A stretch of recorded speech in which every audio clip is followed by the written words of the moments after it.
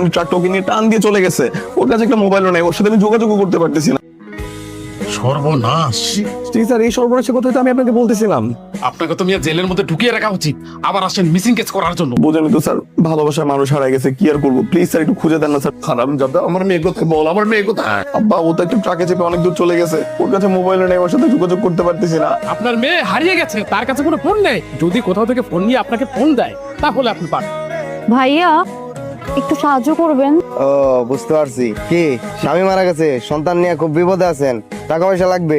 আমাকে দেখে কি ভিখারি মনে হয়? আসলে আপনার ফোনটা একটু দরকার, একটা কল করব। কেন, আপনি না বড় লোক, আপনার ফোন কেনার টাকা নেই?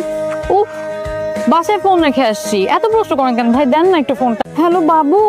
বাবু না, আমি তোর বাবা। ও বাবা, কেমন আছো বাবা তুমি? জি আম্মা জান, খুব ভালো আছি। আপনি কখন বাসায় আসবেন আম্মি জান? হ্যাঁ হ্যাঁ বাবা, আসবো তো। আসলে আজকে আমরা বিয়ে করব, তো বিয়ে করার পর